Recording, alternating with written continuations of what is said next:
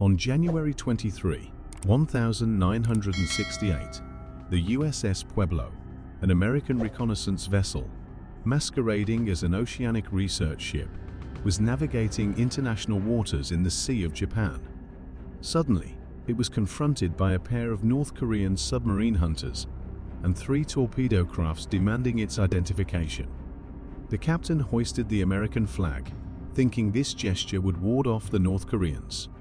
However, the subsequent events took the world by surprise. The North Koreans seized the U.S. Navy vessel with its 82 crew members, redirecting it to a North Korean harbor. The responsibility of securing the release of the USS Pueblo and its personnel was a daunting challenge with limited perilous options. A vessel once under the U.S. Navy's banner was now in North Korean hands. The crew was captured and sent to Pyongyang. Over the next 11 months, the world watched, anxiously awaiting the outcome as the U.S. negotiated for the release of the captives, gaining first-hand experience of North Korean negotiation tactics. Today, more than half a century and 11 U.S. presidents later, North Korea continues to breach global regulations and partakes in actions many countries would deem as acts of war. It raises the query, how has a nation with an economy equivalent to Jamaica's managed not only to stand up to, but also menace and extort the world's mightiest country? One might point to nuclear weapons as the clear-cut reason. But it's worth noting that in 1968, North Korea didn't possess nuclear capabilities. Interestingly, North Korea didn't perform their initial nuclear test until 2006. This gave the world several years to tackle North Korea's growing threat by imposing economic sanctions, orchestrating a regime change, or even a direct invasion. Yet none of these measures were fully enacted, not due to a lack of effort. Nuclear weapons only represent a fraction of the challenge presented by North Korea.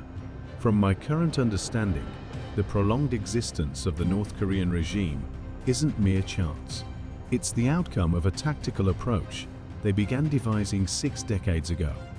This crafty yet effective approach consists of 3 elements, beginning with the first: a robust defense. For North Koreans, their homeland is akin to the world's largest detention center. Conversely, for potential invaders, it's akin to a fortress, characterized by rugged mountainous terrains, interspersed with deep valleys. North Korea has masterfully constructed an expansive underground network, hidden from external observation and safeguarded from attacks. 2 clever adaptations stand out when examining a recent, comprehensive 300-page Pentagon report on North Korea's military strategies. One of the highlighted tactics is the use of HARTs or hardened artillery shelters. These include mountain-encased airfields, where jets are housed, capable of quick deployment. They also employ rocket systems and mortars, equipped with lift mechanisms, allowing them to elevate like a submarine's periscope and target anything moving through the mountains, whether on land or in the air, all the while remaining concealed, reminiscent of secret mountain fortifications. Across Switzerland, it's believed that there are between 8,000 to 15,000 subterranean structures. These include air hangars and airstrips carved into mountainsides, and artillery stored within cavernous holds. A defense report from South Korea recalls how, in 1971, Kim Il-sung championed a tunnel construction initiative, declaring that a single tunnel could possess the might of 10 nuclear weapons combined. He even proudly likened North Korea to a spiky hedgehog, suggesting its imperviousness to external assaults. Consequently, North Korea boasts some of the world's most expansive and profound tunnel systems. Evidence of this infrastructure is manifest in the tunnels stretching across the border into South Korea, only discovered by South Korean forces years after their creation. While 3 were identified in the 1970s and another in 1990, it's conceded that there might be as many as 20 in total. For instance, one particular tunnel, delves 240 feet below and extends 400 meters beyond the DMZ. It was designed for a covert offensive against the south, capable of deploying as many as 30,000 soldiers within an hour. Some tunnels even accommodate the transport of armored vehicles.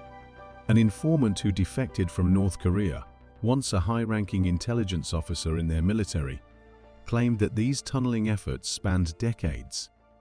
In the event of warfare, he suggests troops would navigate these tunnels donning South Korean and U.S. military attire. Dave Maxwell, a retired Army colonel with service history in Korea, affirms the existence of thousands of such underground pathways peppered across North Korea. Should an external threat arise, North Korea can rely on its vast network of tunnels and shelters spread across its land, offering protection from most aerial or maritime missile strikes.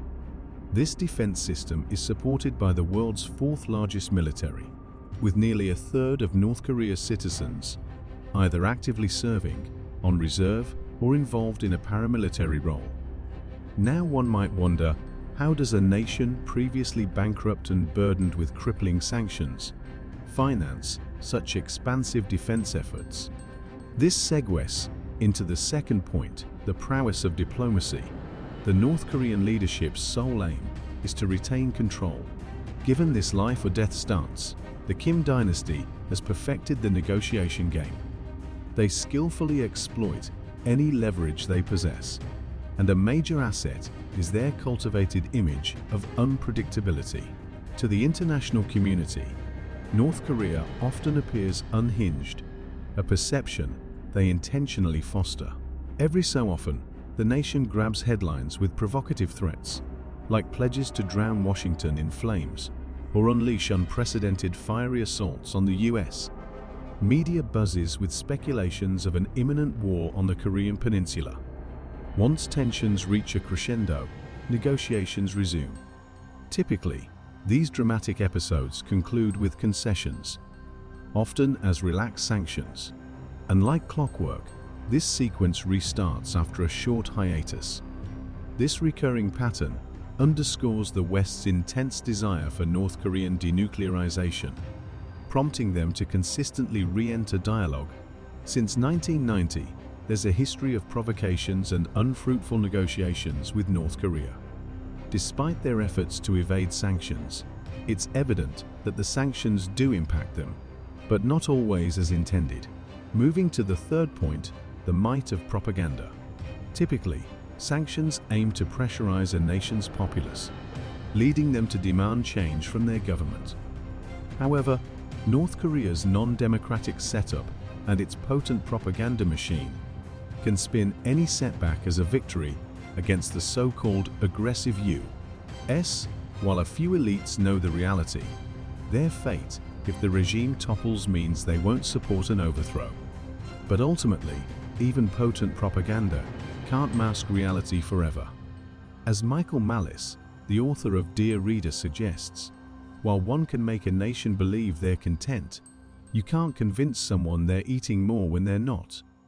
North Korea's isolation has persisted for years and might seem sustainable, but cracks will eventually show, and any significant change will come from within. That's all for now. Thank you, and until next time.